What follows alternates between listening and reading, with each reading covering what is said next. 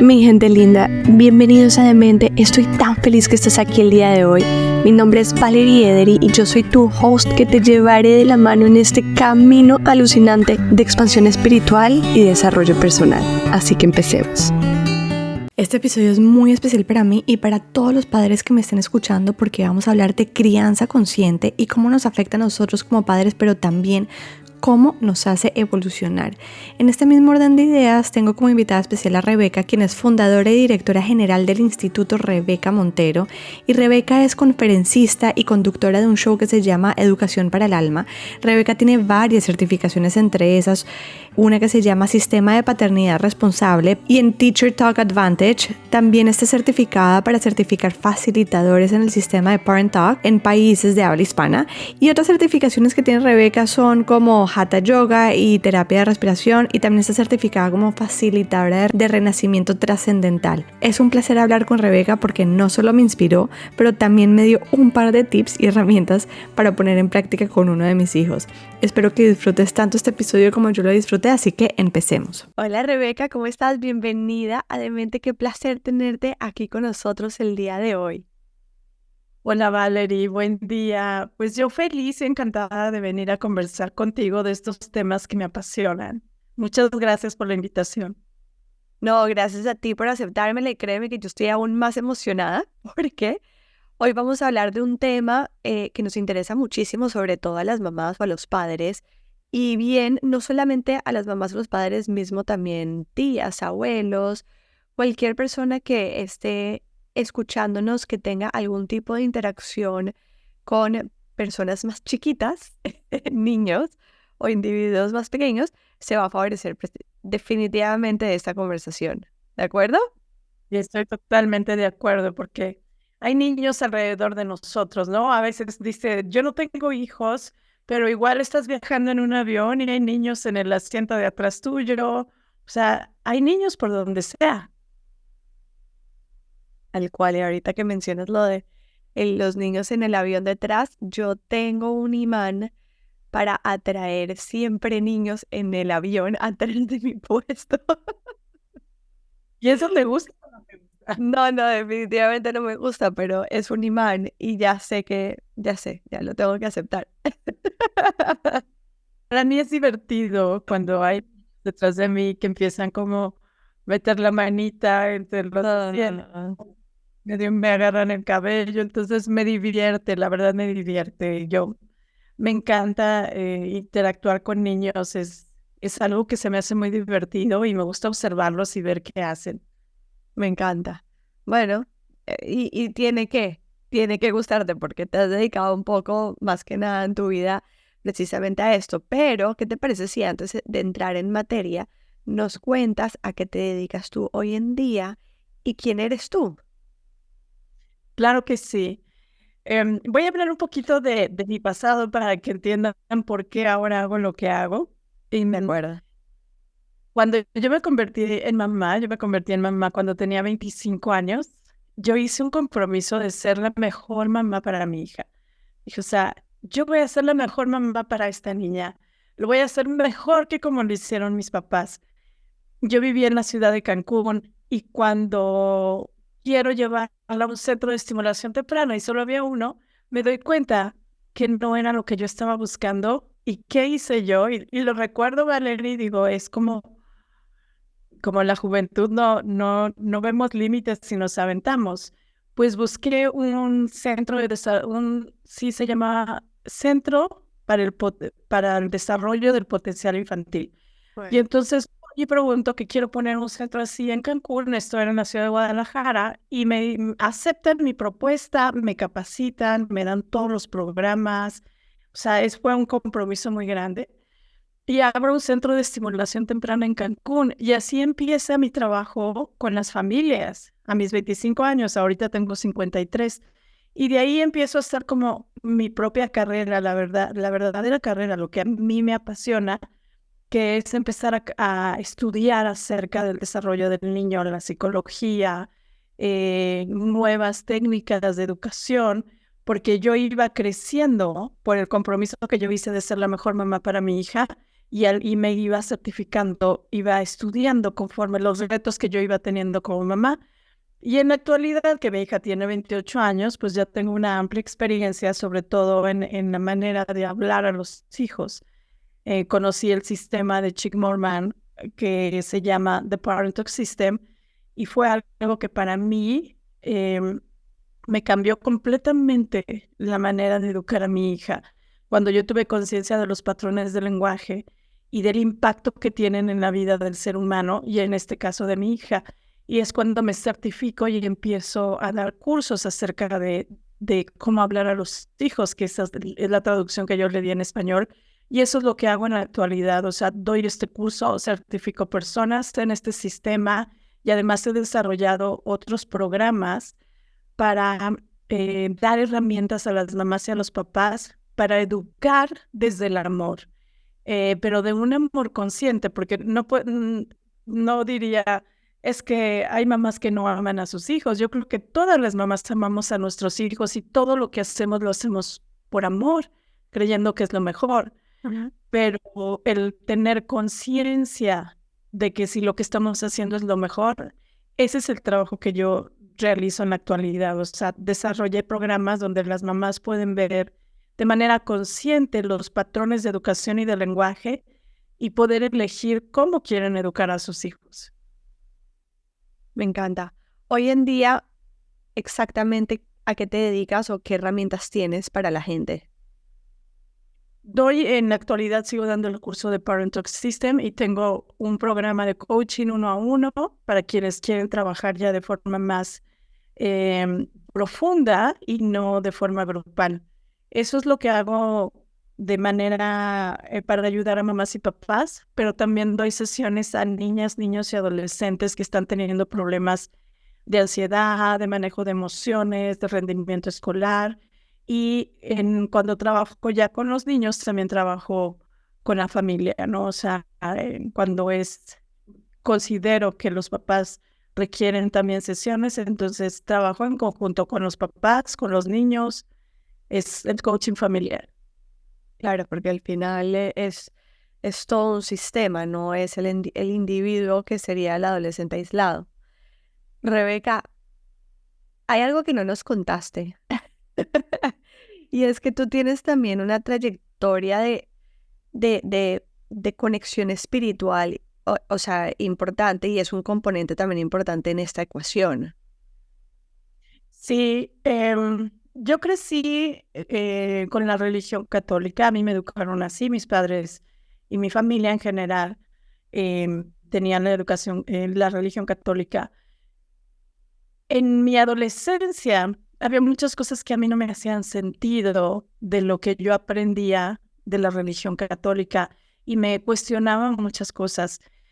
Cuando yo me convertí en mamá, yo elegí no inculcarle ninguna religión, ni la católica ni ninguna, sino tener yo mi propio crecimiento espiritual, encontrar respuestas a esas preguntas que yo me hacía y de esta manera fui educando a mi hija con lo que yo iba aprendiendo en mi camino de crecimiento, ¿no? Y ahí pues empecé a hacer meditación, empecé a estudiar las escrituras sagradas de la India, incluso viajé a India, em, estudié Hatha Yoga, me certifiqué como instructora de Hatha Yoga, porque bueno, cuando yo empiezo a estudiar algo me gusta como ir a los niveles más altos, ¿no? No nada más ir a tomar clase de yoga, sino dije yo quiero certificarme para comprender más lo que yo le voy a transmitir a mi hija. O sea, para mí todo lo que lo que era mi gasolina, lo que me movía, era el compromiso que yo había hecho con ella de ser la mejor mamá para ella y de hacerlo mejor que como lo hicieron mis papás. Entonces empecé con meditación, empecé a conocer acerca de los mantras, empecé a leer algunas escrituras sagradas como los sutras de Patanjali. En la actualidad estoy estudiando los principios del budismo y fue ahí que yo como que abrí mi mente a, a la parte espiritual y me di cuenta que no tiene nada que ver con religión, sino con el autoconocimiento. De acuerdo. Sí, y lo interesante, Valerie, es que cuando yo meditaba, mi hija en ese entonces, cuando yo empecé a meditar, tenía 6 años. Entonces yo me sentaba a meditar y ella corría alrededor de mí, me ponía el dedo así.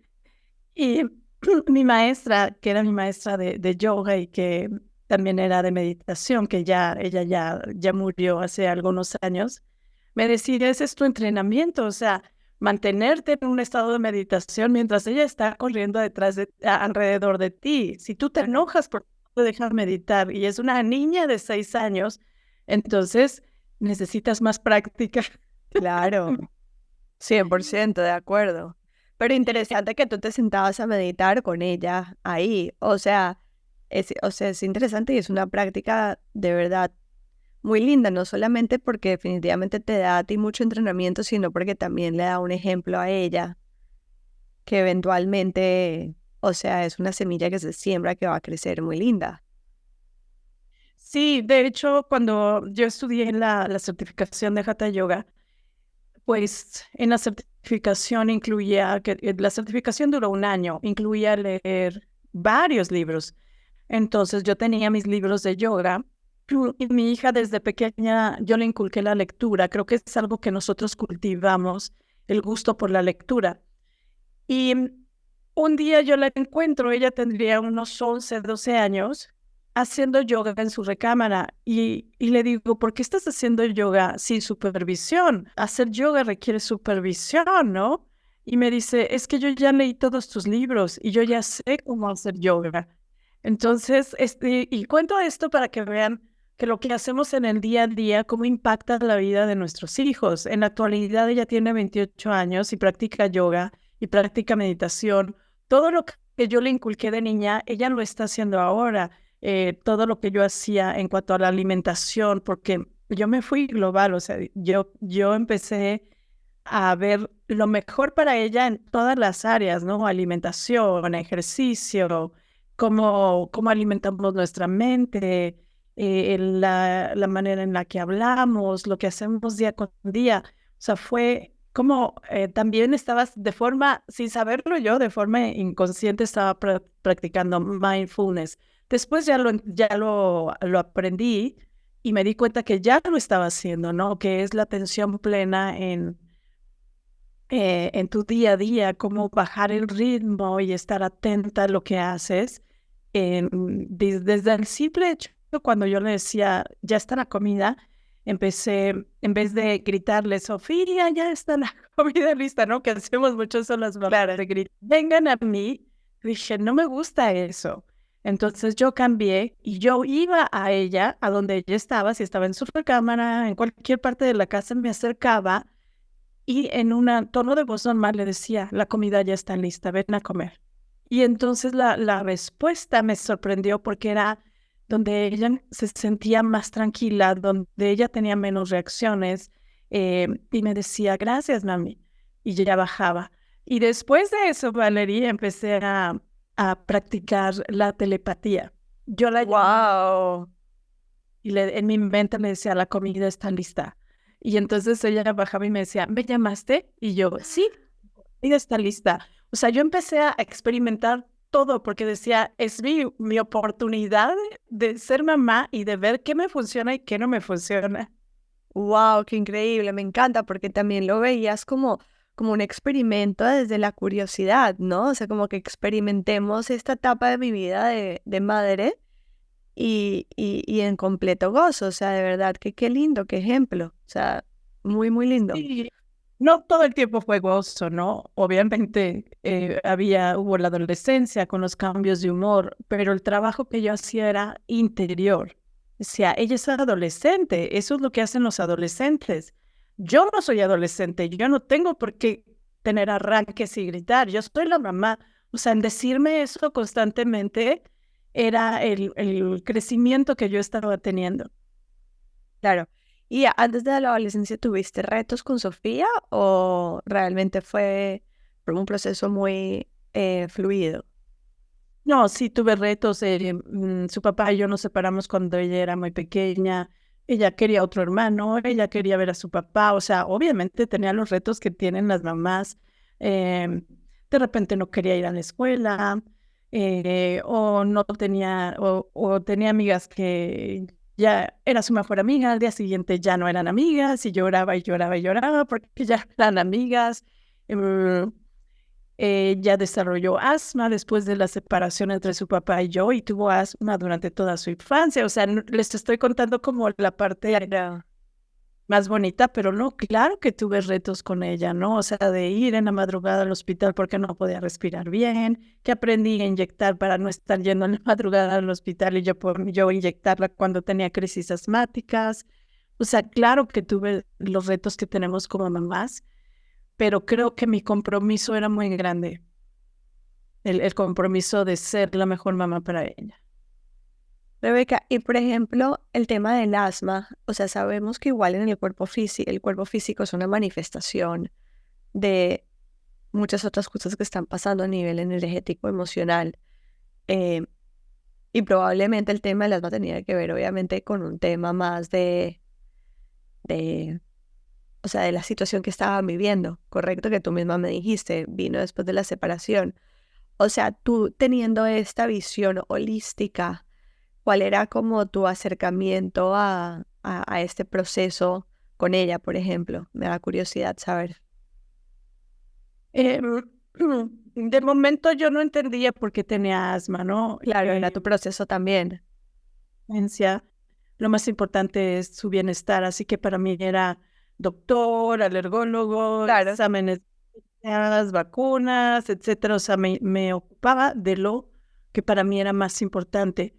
Con el pasar del tiempo, conocí este libro de Louise Hay, de Tú puedes sanar tu vida, y veo el asma y dice mamá sobreprotectora, entonces imagínate el shock, ¿no? O sea, dije, ¿cómo? Sobreprotectora. Al principio no lo acepté, después dije, claro, yo la quería sobreproteger, primero pues de que no sufriera porque su papá no estaba con, o sea, no estaba con nosotras, y Claro. después la quería sobreproteger de cuando yo me iba dando cuenta de los sistemas, ¿no? De que yo cambio mi forma de hablar. Yo conozco el curso de Parent Talk System cuando ya tenía 5 años. Entonces ya estaba yo viendo cómo le hablaba la maestra, cómo hablaba la directora, cómo le hablaban sus amigos, y si iba a casa de las amigas, cómo le hablaban, ¿no? O sea, obviamente entró este quererla proteger porque yo me había hecho consciente de estos patrones de lenguaje que eran agresivos, ¿no? O sea, es una violencia normalizada en la que vivimos las familias sin ser conscientes. Y a mí fue como que me quitaron un velo y me di cuenta, y claro que la quería proteger, al grado que cuando ella se fue a la universidad a Ciudad de México me dice, mamá, me has tenido en una burbuja. Y yo, ¿cómo se dio cuenta? ¿Y fue a qué hora se diste cuenta? Porque ella entra a estudiar la carrera de sociología. Nosotras vivíamos en la ciudad de Cancún y ella empieza a estudiar en Ciudad de México. Imagínate el cambio Claro. de vivir en Cancún, en el Mar Caribe, todo así muy agradable. Y entrar a una ciudad como la Ciudad de México, que es una de las ciudades más grandes del mundo. Y en su primer trimestre le dejan de tarea leer diario todos los periódicos que había en la Ciudad de México, cuando en mi casa no se escuchaban noticias, no se veían noticias. Entonces para ella fue un shock y dice, esta es una realidad que yo no conocía. Pero claro, ya tenía 9 años, le dije, creo que ya te he preparado para conocer esta clase de mundo. Wow, me acaba de erizar. Pues dije, tú puedes con esto y más, ¿no? Entonces, claro, para ella fue fuerte de no escuchar noticias desde que ya tenía 5 o 6 años y de repente darse cuenta de lo que había en los periódicos, ¿no? Que hay periódicos que son también sensacionalistas. Claro, O no, sea, por que supuesto. Rebeca, hablemos de este sistema del que tanto hablas, de la forma como nosotros nos dirigimos a los niños. Me gustaría saber un poquito más y entender un poco también la esencia y la teoría detrás. Si nos puedes contar un poco. Sí, el sistema de Parent Talk System lo que hace es entregarnos 21 herramientas de lenguaje.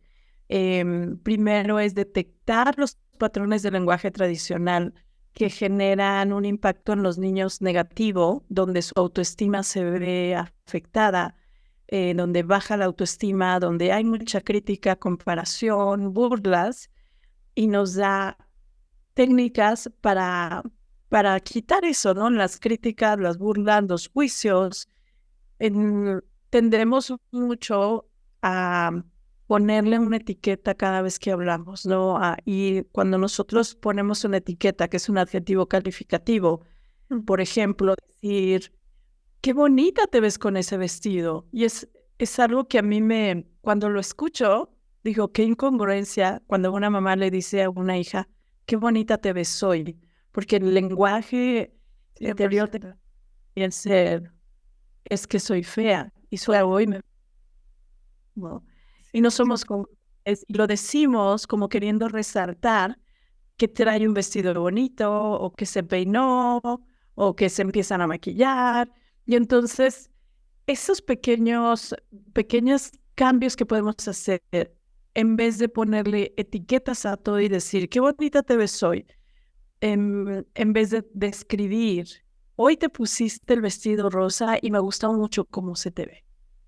¿Puedes ver la diferencia? Total. Y ese es exactamente lo que como mamá siento, pero como el hijo o la hija en este caso lo recibes muy diferente, porque nosotros si educamos con una educación basada en el miedo, donde amenazamos, donde premiamos, si haces esto te doy esto, pero si no lo haces te castigo.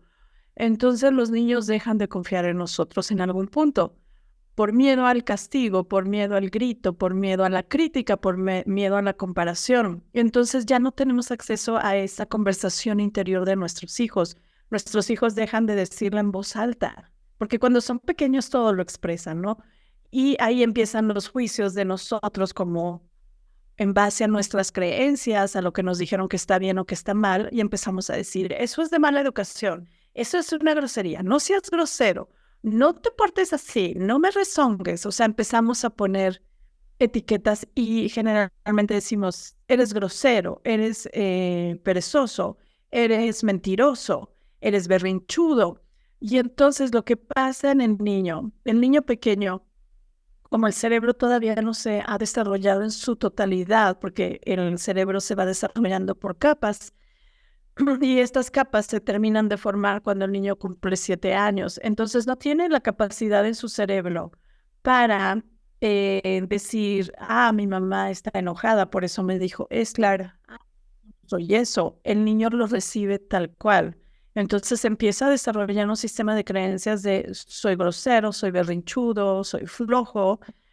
Y por otro lado, le decimos, eres inteligente, eres el más guapo, eres la más bonita, eres muy simpática. Entonces, cuando el niño llega a esos 7 años, empieza a cuestionar lo que decimos y a no creernos, porque dice, ¿cómo puede decirme bonita si me dijo que me ve feo llorando? Pero obviamente que esta conversación no la hace el niño de forma consciente, o sea, está ocurriendo. De hecho, en este momento que yo estoy hablando contigo, Valerie, tú estás teniendo una conversación interior. Todas las personas en base a todo lo que estamos percibiendo. Entonces, los niños también. Lo que yo descubrí cuando empecé a implementar este sistema fue que mi hija dejó de tenerme miedo, porque yo descubrí que me tenía miedo y eso para mí fue como una puñalada en mi corazón. Dije, ¿cómo puede ser que una niña de 5 años me tenga miedo si yo todo lo que hago lo hago por ella? Claro. Y fue cuando dije, yo no quiero que me tenga miedo. Y ese fue el regalo que yo recibí cuando empecé a implementar este lenguaje. Ella empezó a dejar de tener miedo, empezó a hablar más conmigo y entonces yo podía ver en dónde se encontraba ella.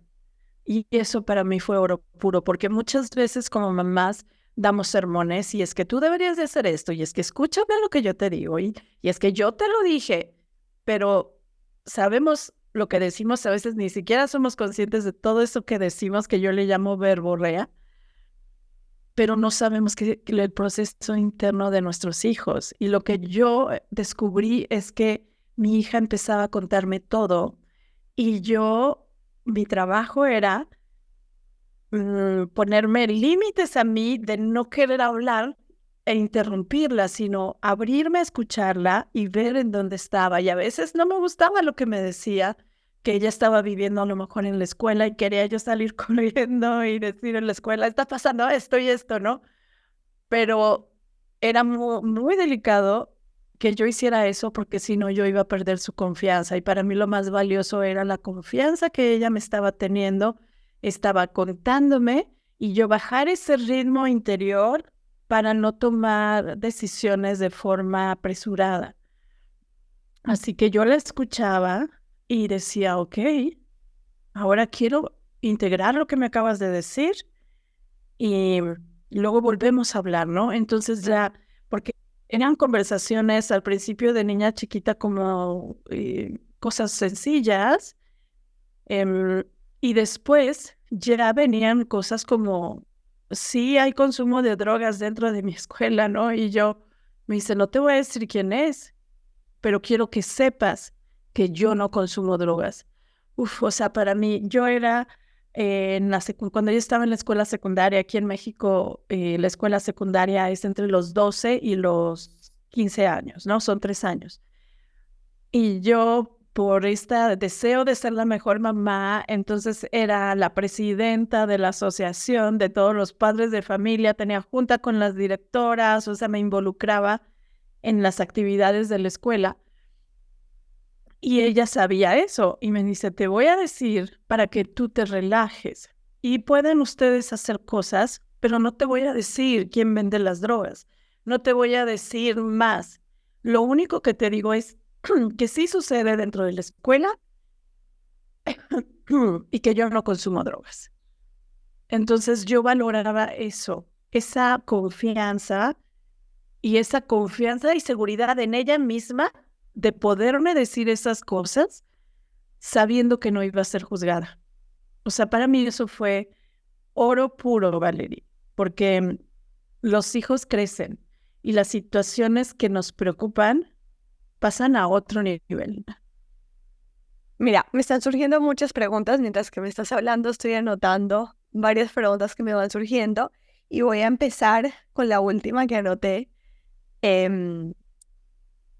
y es cómo ponerle límites a los niños desde una maternidad, paternidad consciente y con amor, ¿no? Entonces te voy a poner escenarios.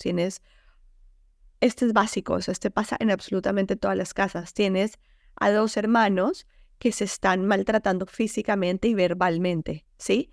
Y tienes unos padres que están todo el tiempo recalcando la importancia de no maltratarse ni física ni verbalmente, ¿sí? Y también, en mi caso particular, yo no sé si pues lo estoy haciendo bien o lo estoy haciendo mal, como, como yo siempre digo.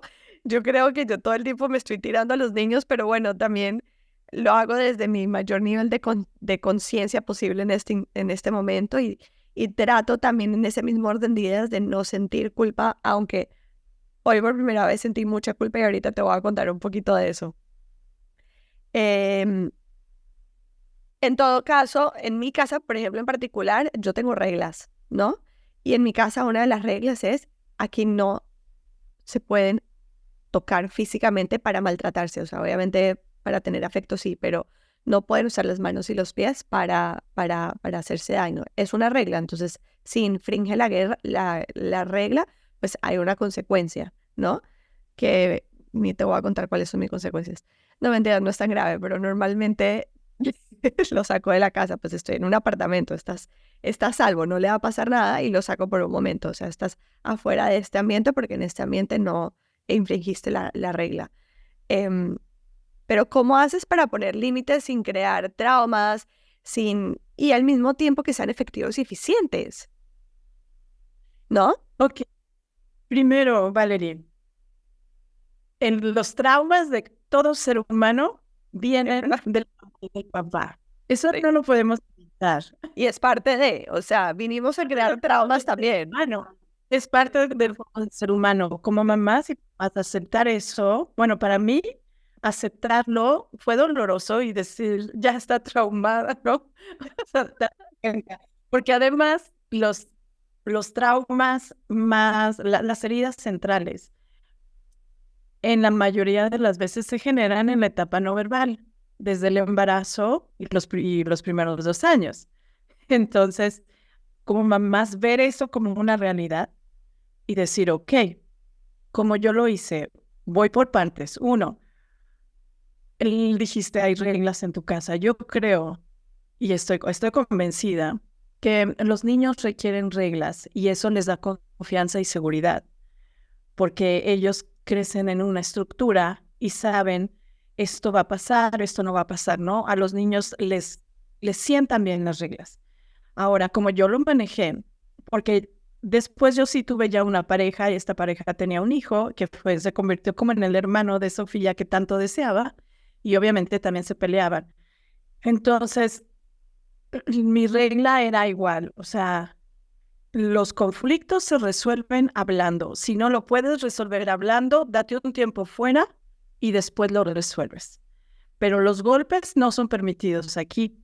Pero esa regla iba también para mi pareja y para mí.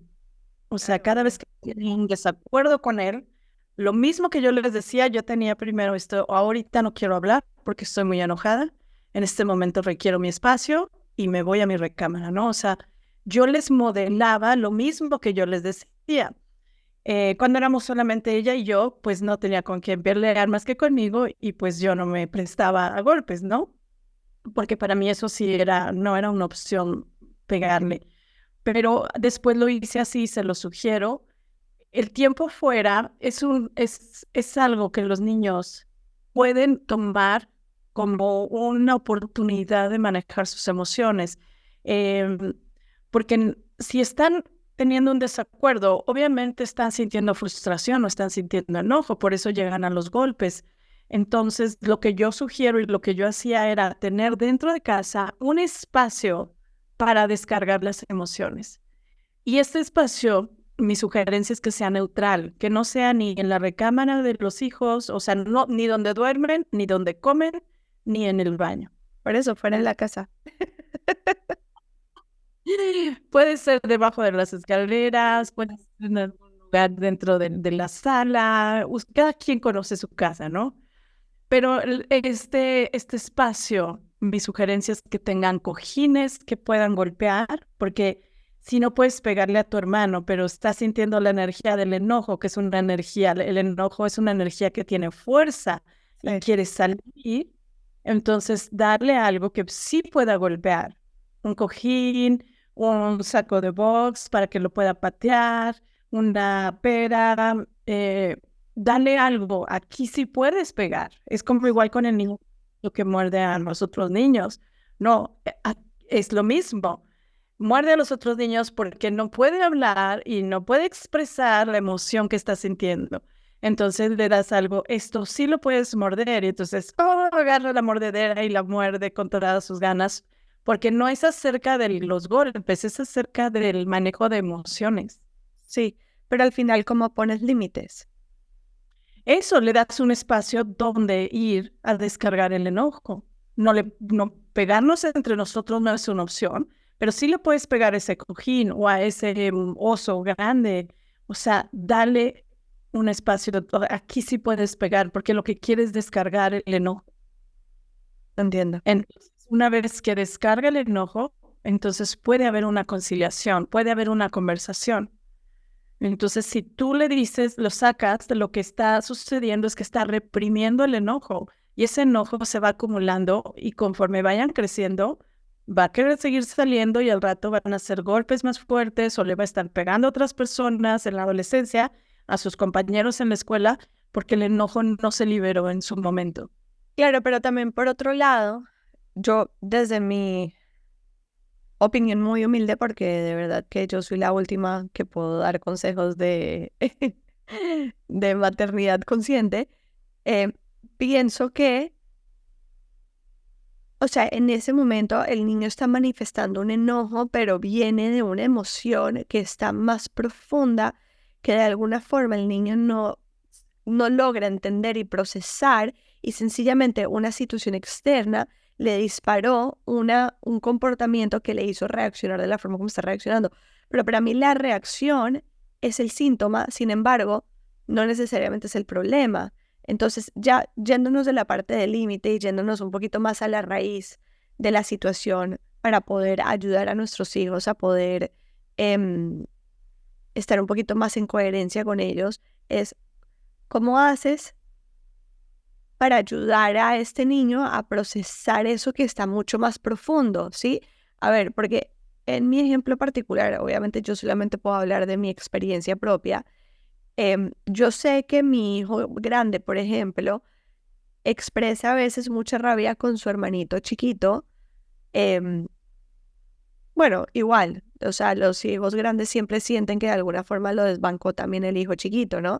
Pero de alguna forma también siento que el hijo grande, mi hijo grande en particular, quería tenerme a mí como mamá, esa mamá que el chiquito tuvo, ¿sí? Y le tiene rabia, y yo lo sé, o sea, yo estoy clara, ¿sí? Lo que pasa es que el niño todo el tiempo está reaccionando con el hermanito chiquito, y yo sé que el problema viene mucho más de raíz. Mucho más de raíz. Yo le puedo poner un saco, vaya y péguele al saco, pero no sé si necesariamente ir a pegarle al saco o a la almohada lo va a ayudar a procesar esa emoción que él todavía no está entendiendo, qué es lo que le está doliendo. Él sencillamente está reaccionando de una herida. Yo como mamá puedo ver un poco mejor la herida, pero con el nivel de conciencia que tiene el niño, yo no se la puedo explicar a él porque él no la va a procesar. No, em, es primero darle el espacio para sacar esa frustración, ¿no? Sí. Cuando, en mi experiencia, sugiriendo esto a las familias, cuando la mamá o el papá o ambos dan esta oportunidad de lo que sientes es enojo, o sea, nombrar las emociones y empezar por nombrarlas también nosotros cuando las sentimos, porque enojamos, ¿no? Es reconocerla, es nombrarla y decir, yo me siento enojada. Me hicieron enojar, eso no es válido.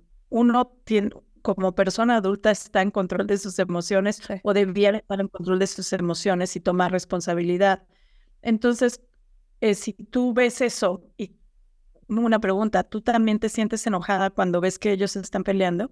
Claro, bravísima. Ahí es decir, en este momento me siento enojadísima.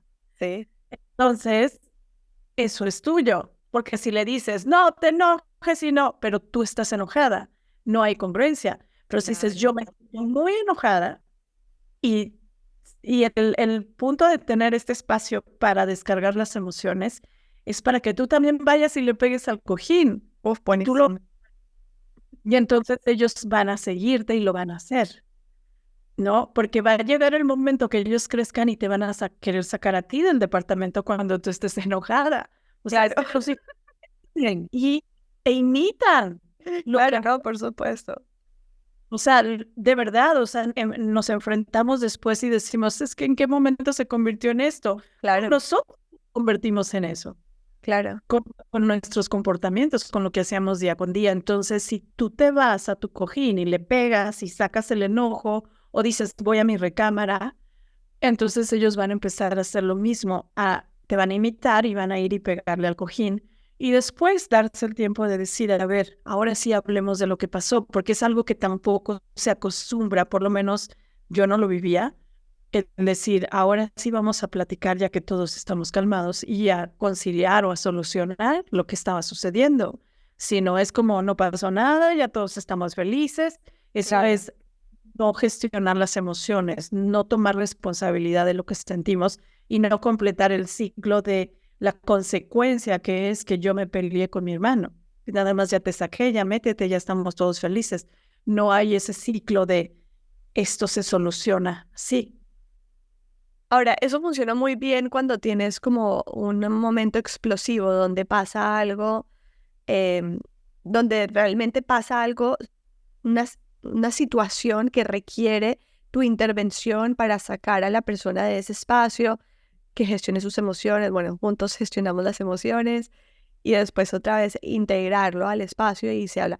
Pero no siempre hay una situación que amerita esto. A veces es una situación como, como se dice, crónica, ¿no? Crónica, consistentemente crónica. Em, que a nosotros como padres obviamente nos empieza a ir sacando. Entonces en tal caso pues yo sería feliz de irme a un lado, gestionar mis emociones y volver, pero en muchos de los casos no puedo hacerlo, ¿no? Porque estoy en el carro o porque los niños necesitan asistencia mía para llevar a cabo algo, o sea, ¿sí me hago entender? Entonces en esa situación hay que poner límites, ¿o no? Sí, sí. Mi sugerencia es que lo implementes y veas, porque los niños, cuando nosotros hacemos cambios en esta forma responsable, el cambio en el comportamiento de nuestros hijos es inmediato.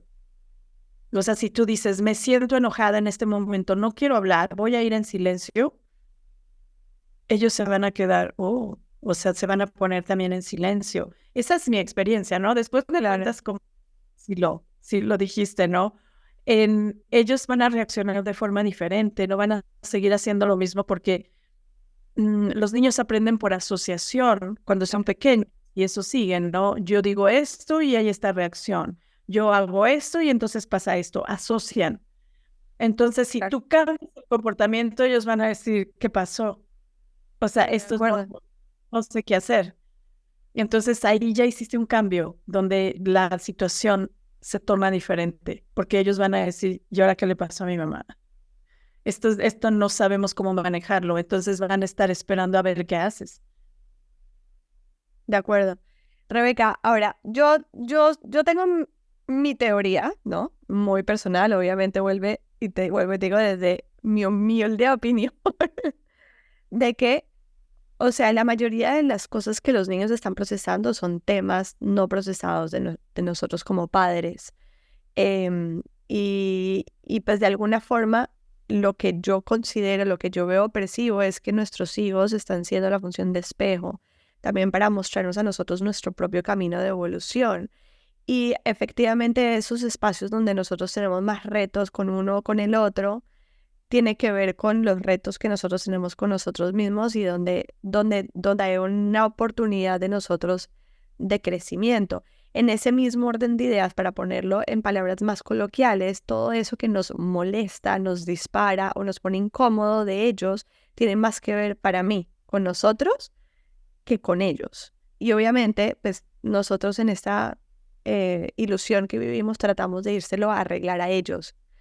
¿Cómo? Pues tratando de arreglarlos, es tratando como de cambiarlos, como moldearlos a como nosotros nos gustaría que fueran para que sea mucho más fácil para nosotros como padres poder lidiar con esta relación, esta interacción.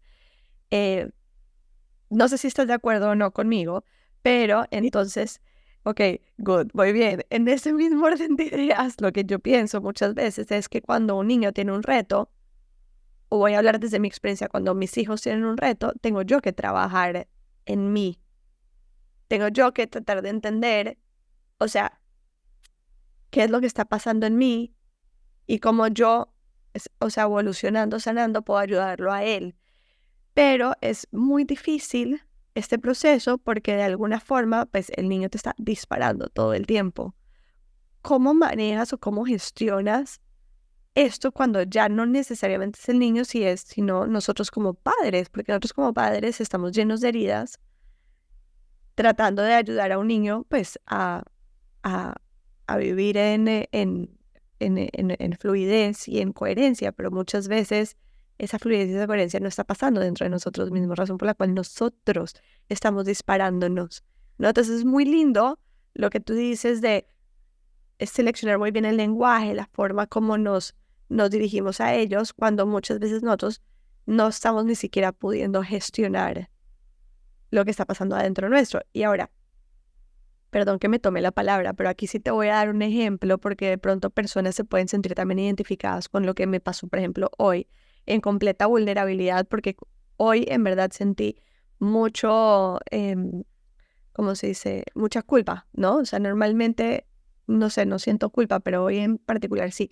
porque yo me levanté y vino mi hijo corriendo a abrazarme, como con muchas ganas de afecto, y o sea, como que me abrazó, o sea, se tiró muy duro y como que o sea, primero me choqueó y segundo me desbalanceó físicamente y pues emocionalmente porque me estoy levantando, dame chance, me levanto, ¿no?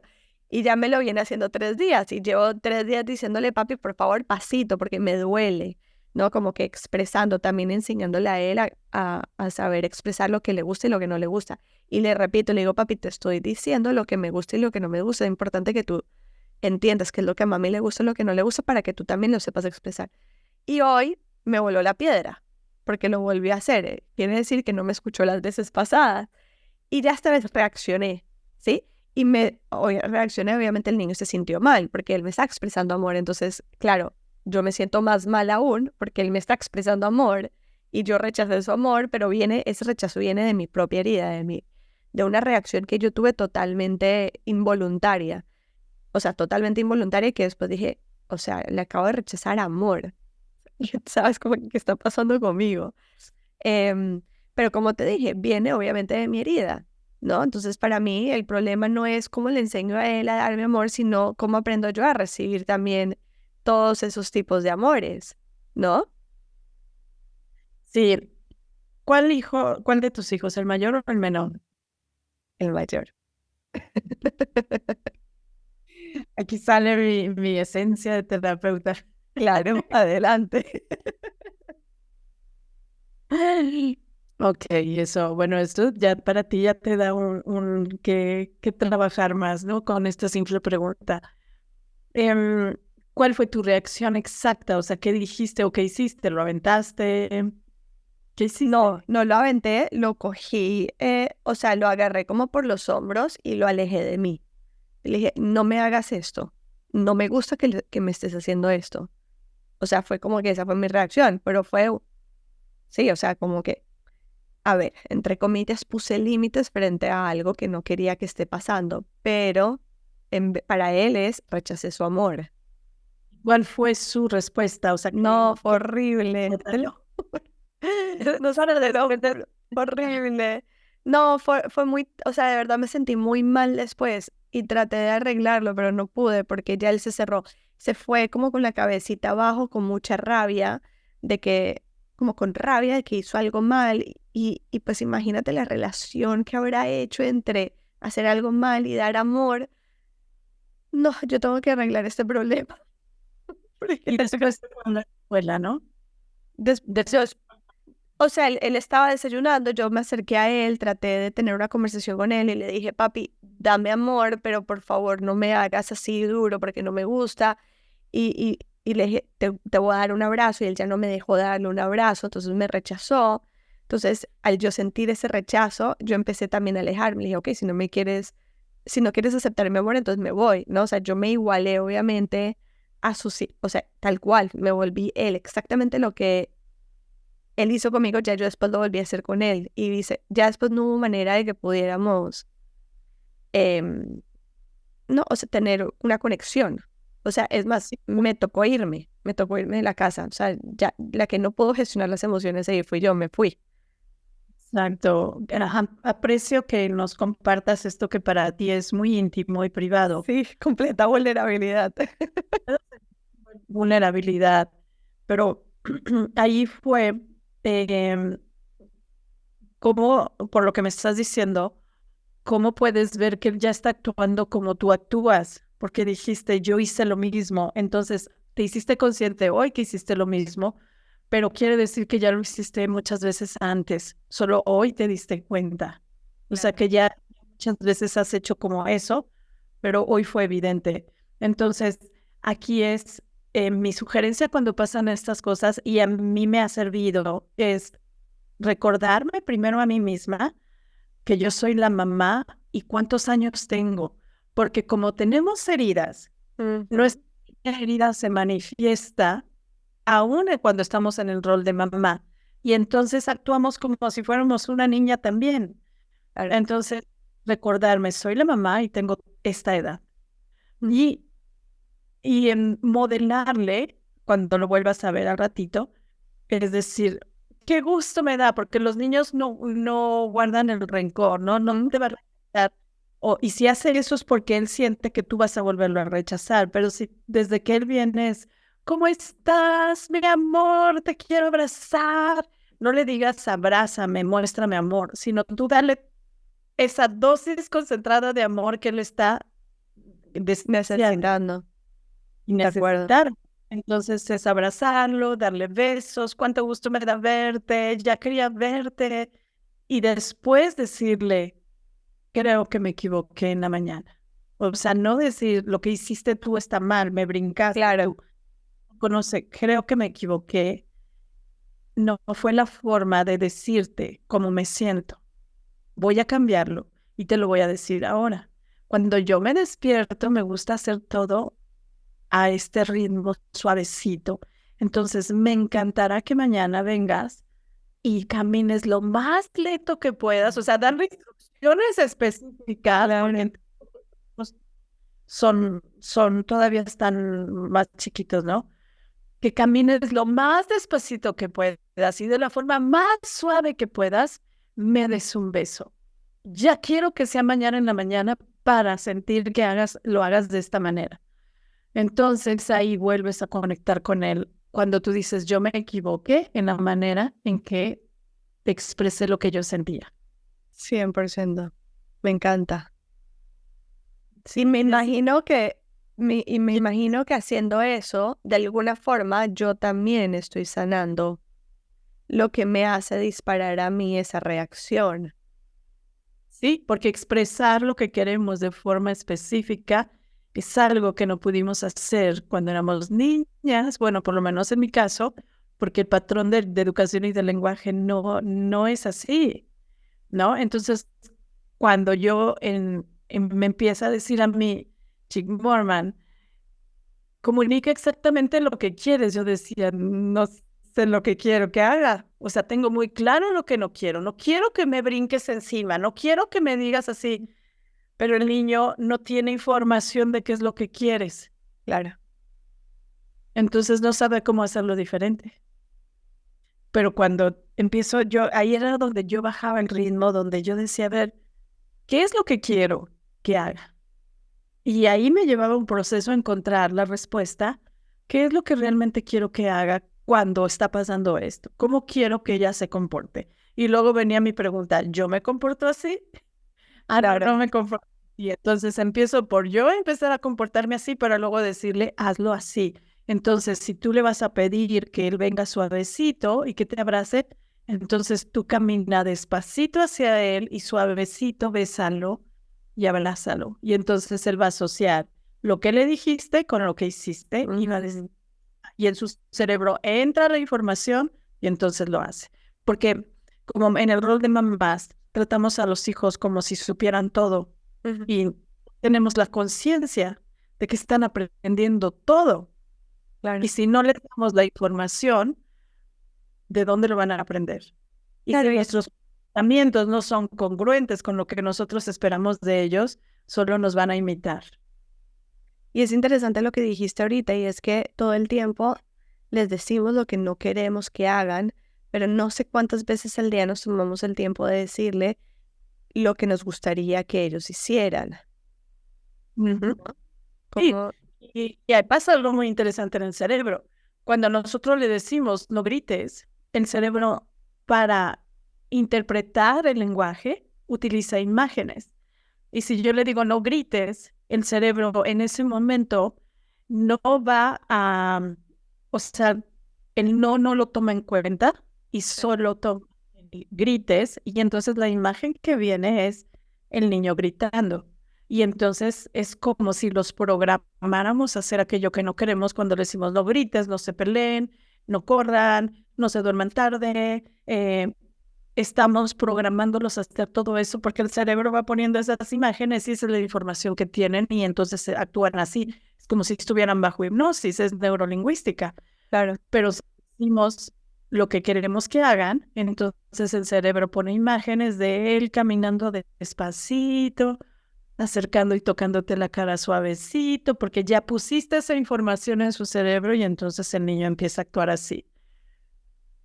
O interesante. sea, como mamás tenemos mucho por aprender acerca del desarrollo del niño, de cómo funciona su cerebro, por qué responden como responden, cuáles son sus capacidades a nivel neurológico dependiendo de diferentes edades. Y no digo que estudien una carrera de psicología o de neurociencias, sino la información está ahí. Vivimos en una era donde cualquier cosa que quieras aprender, pones unas palabras, la tienes.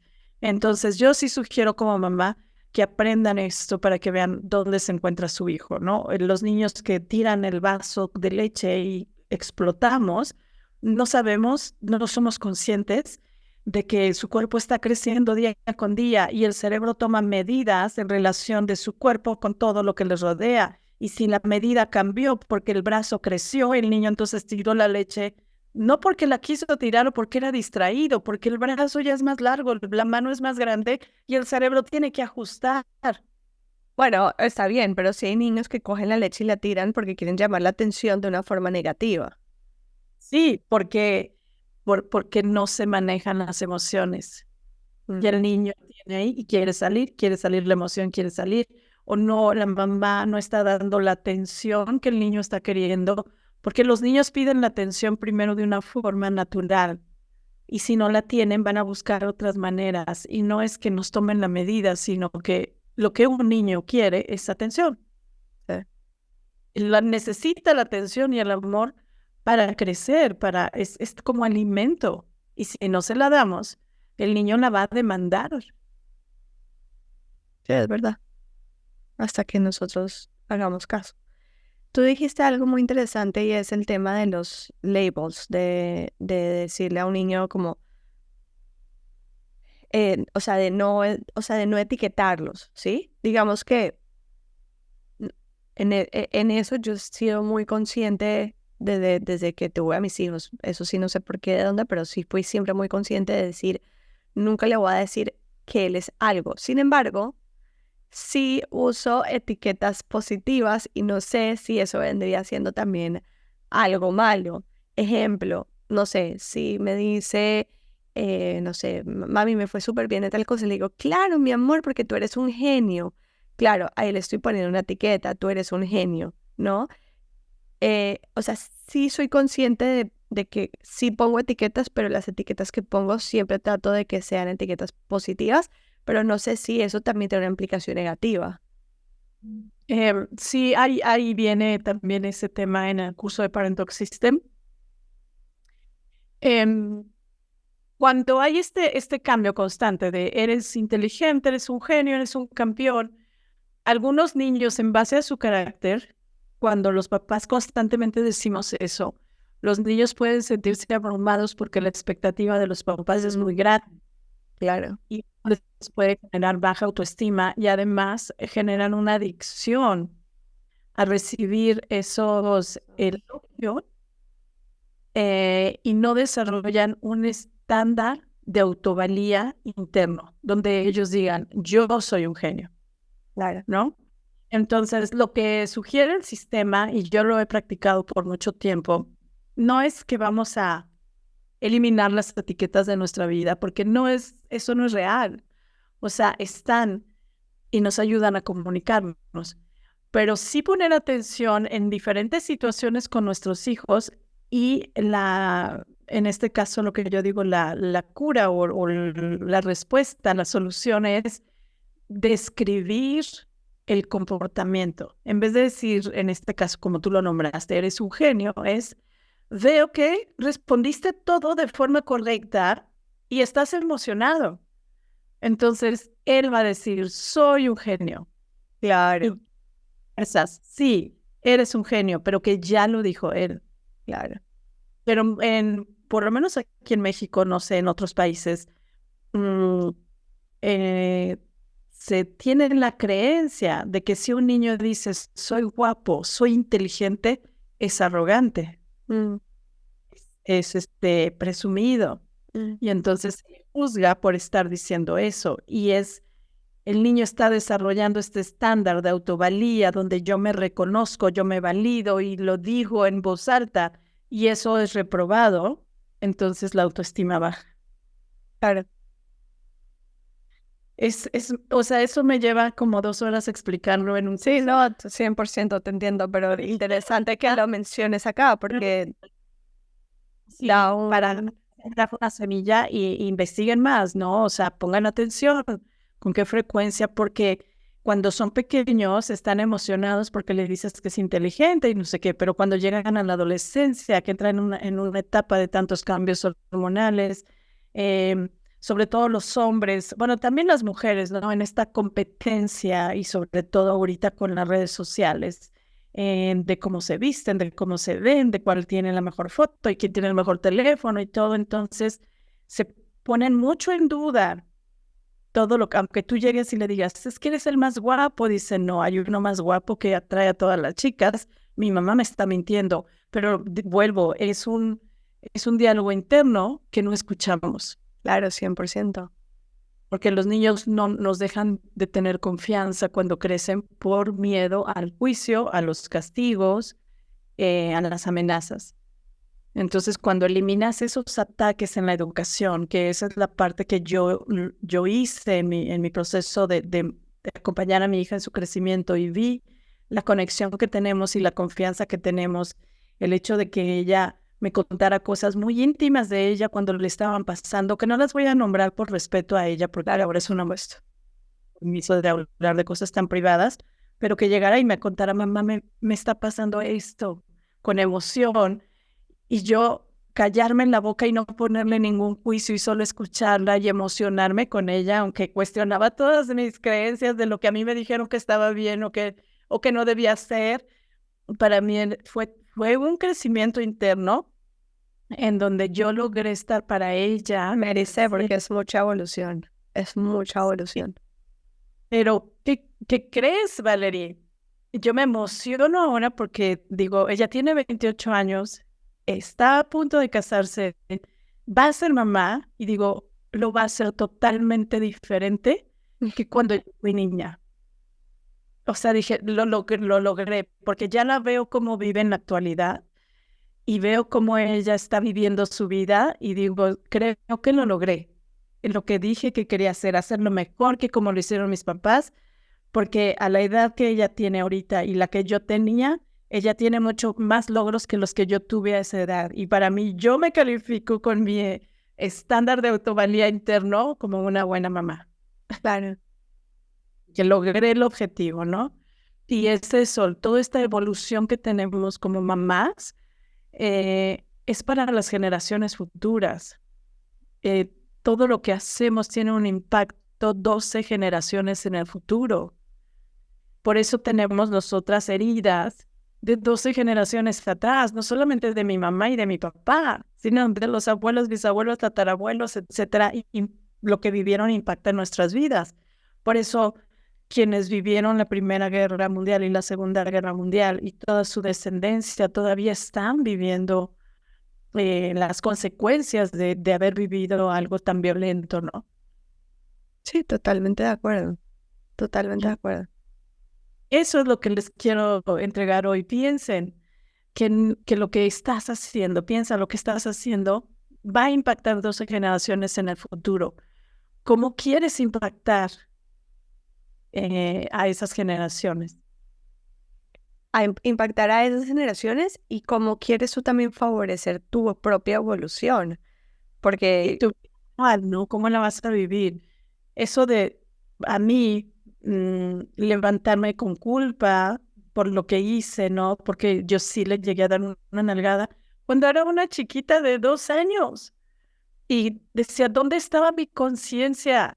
Estaba en las creencias de que una nalgada a tiempo es mejor. Y decía, era una chiquitita. Y eso es algo para mí, o sea, ese fue mi proceso. Dije, qué violento pegarle a un niño tan pequeño, tan indefenso, que nos ve como gigantes. Y tenía esa culpa, ¿no? Pero bueno, otra cosa que quiero compartir, Valerie, en mi proceso de convertirme en esta mejor mamá para mi hija, pues yo también iba haciendo terapia, iba tomando cursos, iba aprendiendo técnicas de sanación. Y lo que yo hice, dije, ya está traumada, o sea, ya tiene traumas, ya tiene su herida central bien marcada. Le enseñaba, le decía, y aunque tuviera los 7, los 8, le decía, fíjate que aprendí esta visualización, ¿quieres aprender? Le preguntaba, y ella me decía, sí. Entonces yo le decía, ok, vamos a hacerlo juntas. Y es que fíjate que aprendí esto de las emociones, y es que se lo iba yo enseñando. No me esperaba que creciera. Al mismo tiempo que yo lo iba aprendiendo, ella lo iba aprendiendo. Y de repente, que hay voy a ir a un curso o una conferencia o algo donde me van a enseñar algo de sanación, pero ya a nivel espiritual. Y ya ella en la adolescencia le decía, tengo esto, ¿te gustaría venir? Y ella me decía, suena interesante, sí. Ok, no vas a la escuela, no va a ir a la escuela, vente conmigo, ¿no? La incluía y ella lo iba aprendiendo a la edad que ella tenía, porque yo decía, si a mí me hubieran enseñado esto cuando yo era niña, sería otra persona. Sí, me encanta lo que acabas de decir. Fue aprendiendo. Qué lindo, porque lo que dices es muy lindo. O sea, como tú dijiste desde el principio, nosotros como padres, parte de nuestra función es crear esos traumas. Bueno, ellos los van a tener igual, ese es su proceso de evolución como ser humano, ¿no? Y entonces, si bien nosotros como padres, y sobre todo tú, que, o sea, en verdad dedicaste tu vida entera a ser una mejor mamá, más evolucionada para poder darle todo lo que podías a ella, de todas formas, entendiendo que esa es una porción, hay otra porción que es la que ella tiene que hacer. Entonces, hermoso que en ese mismo orden de ideas le diste todas las herramientas para que ella pudiera hacer también su porción de evolución desde chiquita. Divino, Sí, divino. recuerdo una vez que yo fui, que me dieron un masaje curativo y no recuerdo muy bien, ¿no? Porque ella tenía, creo, 8 años. Entonces era un masaje con un propósito de sanación simplemente a través del masaje. Entonces, como yo de repente no tenía dónde dejarla o no quería dejarla con cualquier persona por esta parte de sobreprotegerla, la llevaba conmigo. Y le pregunté a la terapeuta, en ese caso, le dije, ¿puede estar mi hija? Y me dijo, sí, claro. Y ya cuando termina el masaje y me dice, ¿me das permiso de enseñarle a tu hija unas técnicas de sanación con las manos? Y yo volteo a ver y le digo, ¿tú quieres aprender? Y me dijo, sí. Y dije, ok, tienes mi permiso. O sea, empezó a recibir no solamente de mí, sino de mis propios maestros. Como yo la llevaba conmigo, le empezaba a enseñar cosas. Y entonces ella aprendió a usar las manos para sanar, ¿no? O sea, creo que era parte ya de su misión, pero al final es como sigamos nuestra intuición como mamás, ¿no? 100%. He criticado muchísimo por todo lo que hacía y por qué llevas a tu hija a esas cosas y la estás haciendo de cristal, se va a romper, que no le podemos decir esto, que no le podemos hacer broma, que no nos podemos burlar, o sea, eso en mi familia, ¿no? Claro. Y ahora en la actualidad es una mujer em, que ahora me reconoce mi misma familia en lo que se llegó a convertir, ¿no? Es una mujer con mucha confianza, mucha seguridad, que hizo un negocio desde muy pequeña, que ya se va a casar, que se fue a vivir a otro país, que está teniendo un éxito en todas las áreas de su vida y no así, no a ese nivel, más personas que crecieron con ella, ¿no? Y digo, yo sabía lo que quería para ella. Yo tenía una visión de lo que estaba haciendo para ella. No me entendían, me juzgaban, me criticaban, pero se me resbalaba. Qué bueno, porque tú también estabas muy clara en lo que tú también querías para ti y Sí, para tu familia, así que muy bien. Y que hayas mantenido esa conexión y esa seguridad de que era el camino por el que tenías que navegar, es increíble. Rebeca, mil gracias por tu tiempo, por tu disposición, por tu energía, por la mini terapia que me hiciste, por los consejos. Em, Así que de verdad que muy, muy, muy agradecida. Estoy segura que esta información y esta conversación le va a favorecer a muchísimas personas.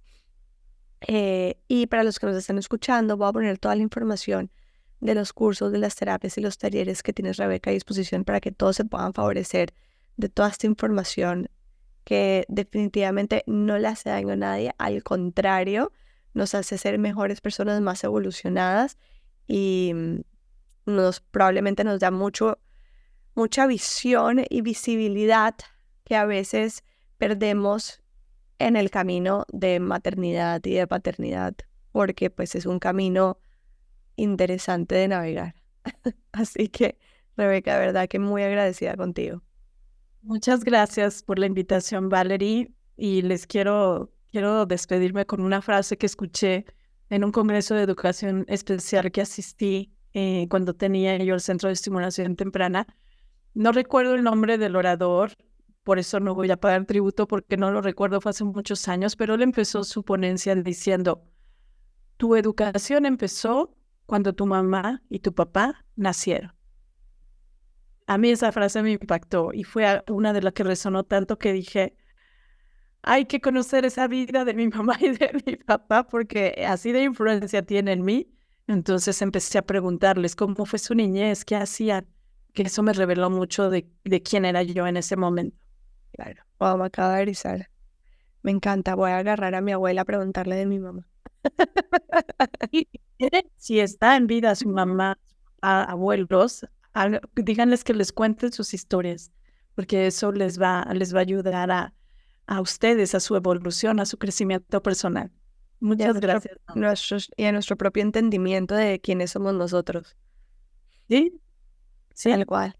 Rebeca, gracias a ti, un abrazo muy grande. Y este episodio ha llegado a su fin, pero me alegra muchísimo que te haya gustado, porque si llegaste hasta aquí es porque el mensaje de alguna forma te resonó. Compártelo si crees que puede ser relevante para otros y sígueme tanto en @valederi como en @dementepodcast para que estés al tanto de otros episodios que aportan a tu expansión y mensajes que pueden recordarte lo mágicos que somos. Te quiero mucho.